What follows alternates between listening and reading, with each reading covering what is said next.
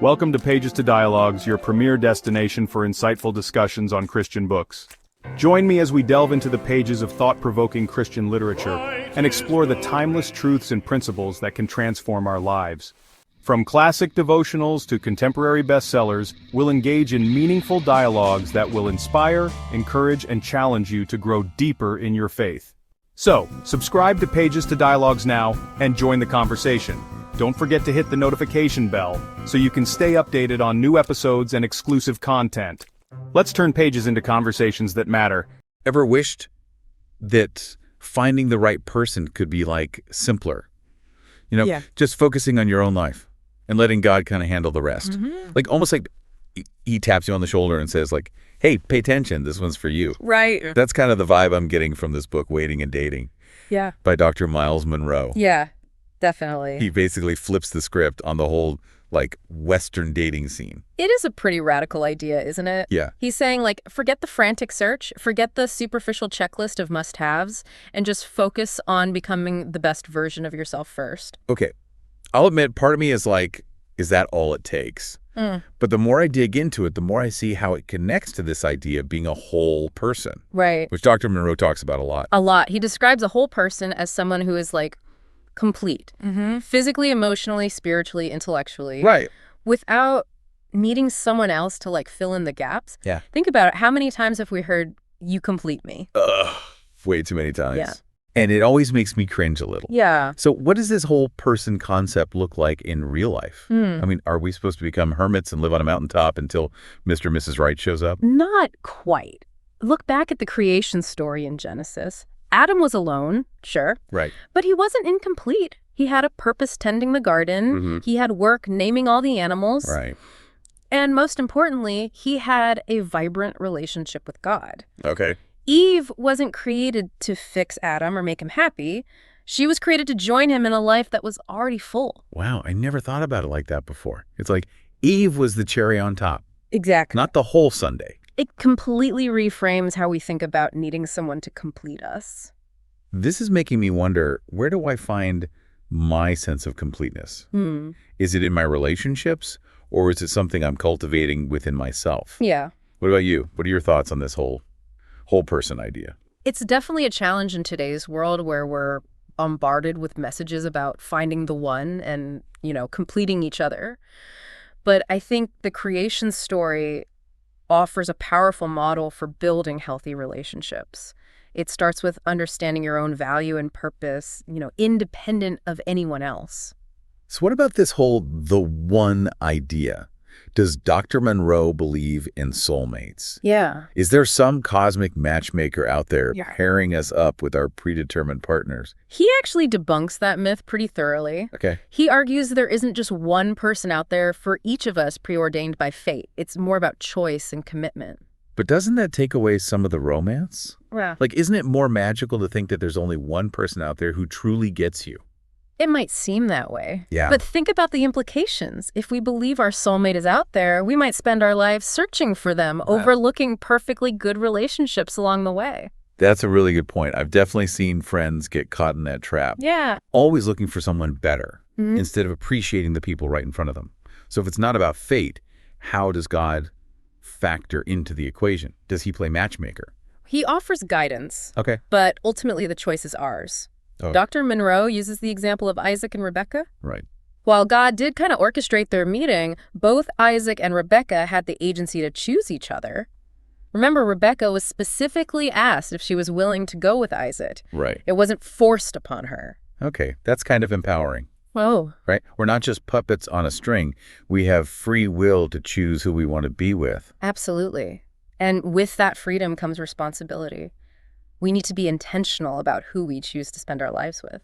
This whole conversation is making me think about the phrase, birds of a feather flock together. Right. And it seems Dr. Munroe touches on something similar with this idea of agreement. He quotes Amos 3.1-3, Okay. which asks, "Do two walk together unless they have agreed to do so?" and connects it directly to choosing a life partner. So it's not enough to just like the same things. Right. You really have to be on the same page about the big picture. Yeah, that's exactly it. All He's right. talking about shared values, shared goals, a shared understanding of your purpose in life. Mm-hmm. He calls it being on the same road to God's kingdom. Okay. And when you're both walking towards the same destination, you're much more likely to run into each other along the way.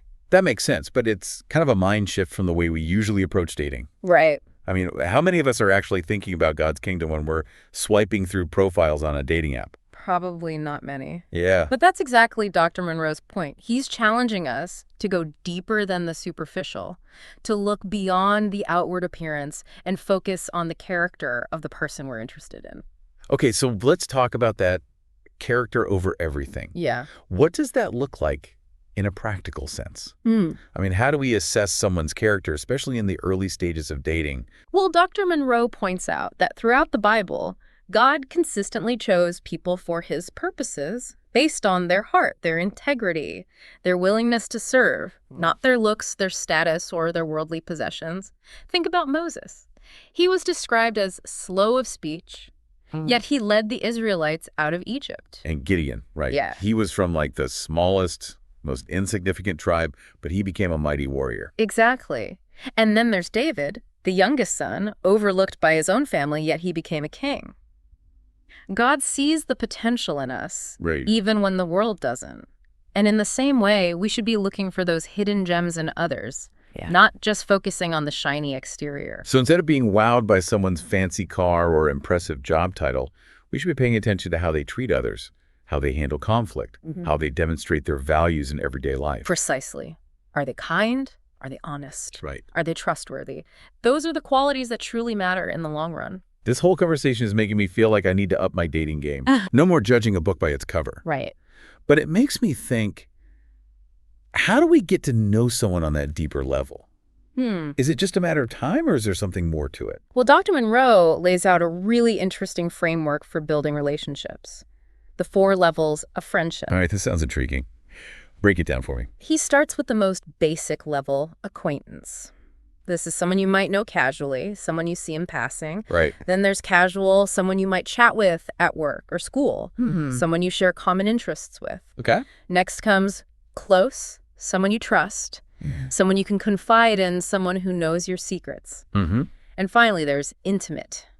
This is the highest level of friendship, marked by deep commitment, vulnerability, and the freedom to challenge each other. Wow. There's a lot to unpack there. Right. It's like climbing a ladder of intimacy. Right. But I'm curious, how do we move between these levels? Is it just a matter of time, or is there something more intentional we need to be doing? Dr. Munroe emphasizes the importance of intentionality at every stage. Okay. Even with acquaintances, he encourages us to see them as potential divine appointments. With casual friends, he suggests looking for strengths and common ground. Right. With close friends, he encourages sharing life goals and dreams. And with intimate friendships, he stresses the importance of mutual commitment to each other's growth. That makes a lot of sense. Yeah. It's not just about passively waiting for relationships to develop. It's about being proactive and nurturing those connections. So let's say we've made it to that intimate level of friendship and we're starting to think about taking things to the next level, engagement. Dr. Munroe has some pretty strong opinions about how that should look right. He does. He's not a fan of the modern view of engagement as a trial run for marriage. Yeah, the whole let's live together and see if we're compatible approach. Exactly. He points out that biblically engagement was a serious commitment as binding as marriage itself. It was seen as the first stage of marriage, a time of deliberate preparation for the covenant they were about to enter. He even uses the example of Mary and Joseph, right? They were considered husband and wife from the moment of their betrothal. That's right. Their engagement wasn't just a casual agreement, it was a legally binding contract. Okay, that puts things in a whole new light. It makes you realize how much weight engagement carried back then. Yeah. So while we might not have those same legal structures today, the principle remains engagement should be a time of serious preparation for marriage. Absolutely. It's not just about planning the wedding, it's about laying the foundation for a lifetime together.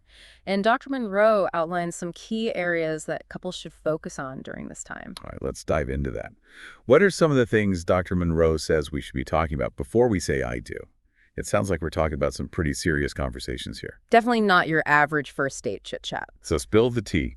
What's on Dr. Munroe's premarital must-discuss list? Well, he starts with the bedrock of any Christian marriage, the spiritual foundation. Okay. This means being on the same page about church, roles within the marriage, and how you'll raise your kids. So not just assuming you'll figure it out as you go. Exactly. It's about proactively creating that shared spiritual vision. Right. And then there's the often dreaded topic of finances. Dr. Munroe doesn't shy away from this one bit. He advocates for complete transparency, a detailed budget, open communication about income and spending, setting joint financial goals, and ditching the mine and yours mentality. No more secret credit cards or hidden stashes of cash. Nope. It's about creating a true partnership where you're both working towards the same financial goals. Then he talks about education and career aspirations, making sure those don't get lost in the shuffle of married life.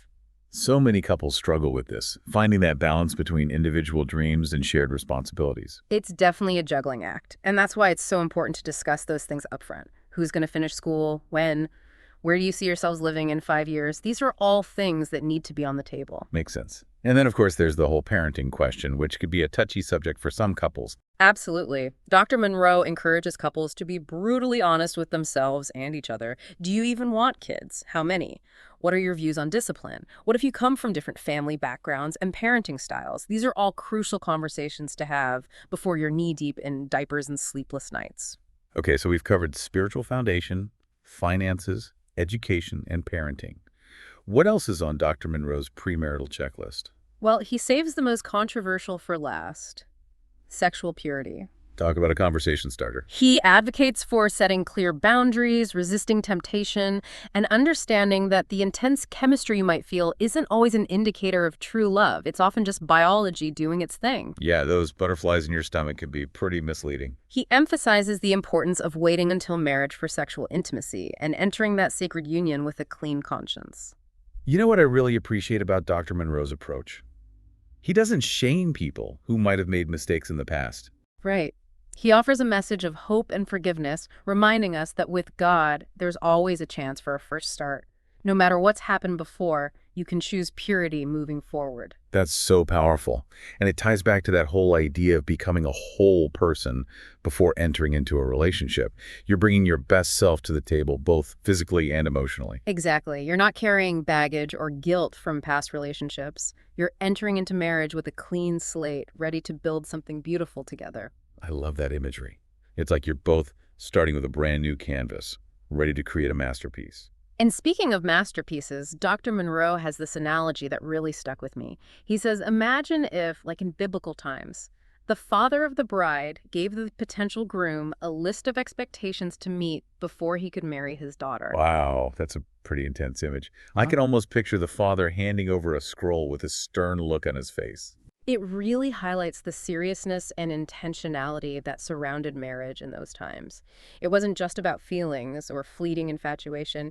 It was about proving your character, your commitment, your readiness to take on the responsibilities of marriage. And maybe there's something we can learn from that today.